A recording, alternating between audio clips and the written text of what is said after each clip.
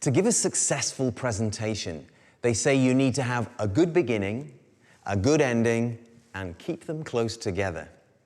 And sure enough, research shows that audiences remember the first and last few minutes of a presentation long after they've forgotten most of what was said in the middle. Psychologists call this the primacy-recency effect. But you might prefer to think of your opener and your close as two bookends holding up your talk. To do their job, they both need to be strong. Now, starting off by saying good morning, introducing yourself, thanking your audience for coming, apologizing for a small technical problem with your audio visuals, and asking if people can hear you at the back is clearly not a strong opening. But neither is this. I want to talk to you today about the kind of world we, in the business community, are passing on to the next generation. What's wrong with it? It's short, direct, and boring. Let's see how it might have sounded.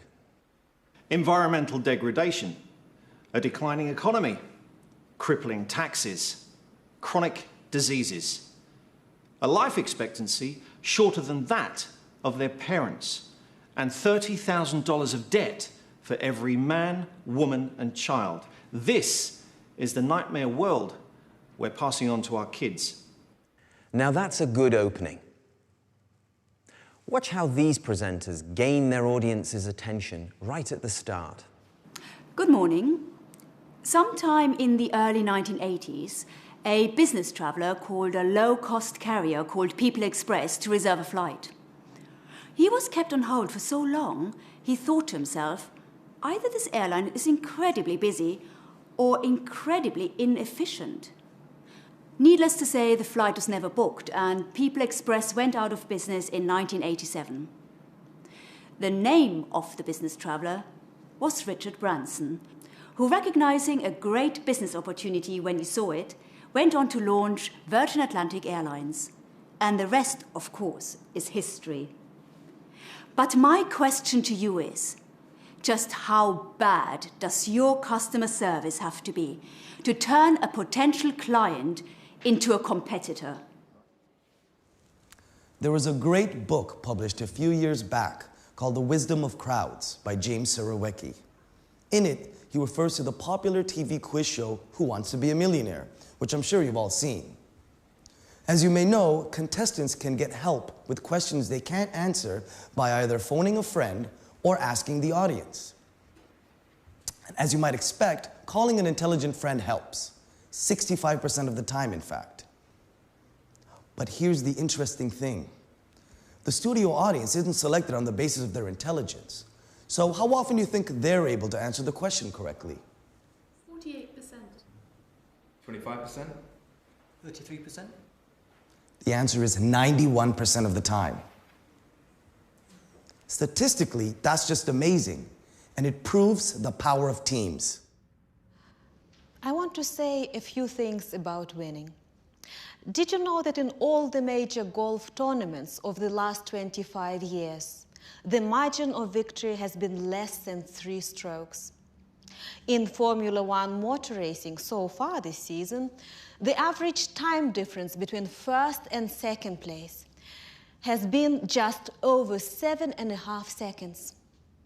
And remember last Summer Olympics? In the men's 100 meters butterfly, the American swimmer won by 1/100th of a second. 1/100th. It was so close that the Serbian team, who won silver, even filed a protest. These days, in business as in sport, the difference between winning and losing is practically 0. But not quite. In every case, the winner has that vital edge. The figures I'm going to show you this afternoon demonstrate that we too have that marginal but vital edge. From your audience's point of view, the end of your talk might be even more important than the beginning. These are the words they will be left with after you stop. If you've ever been to a firework display, you'll know that the biggest, brightest fireworks are usually saved for the end. This doesn't mean you have to finish with a bang, but you do want to leave a lasting impression. Watch these presenters clinch the close.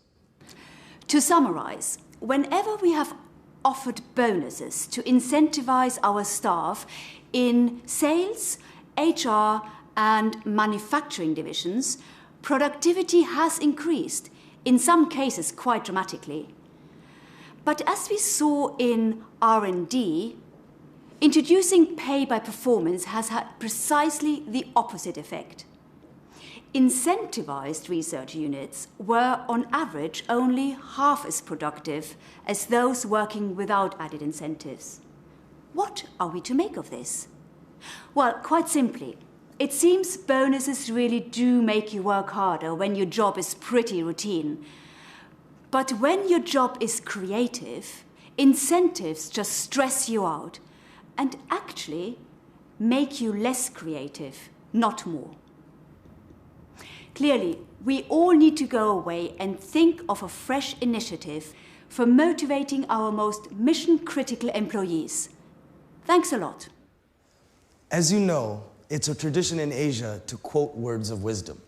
So I'm going to be totally predictable and do the same. An ancient philosopher once said, "A man who chases 2 rabbits catches neither." In our research, we've been chasing too many rabbits for far too long. It's time to stop, to prioritize.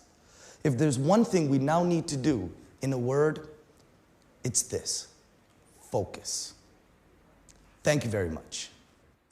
At the preparation stage, a lot of presenters like to create their close first, so they know where they're going, and then work backwards, finishing up with an attention-grabbing opening. But whichever way you plan your talk, make sure you always give priority to the first and last 3 minutes.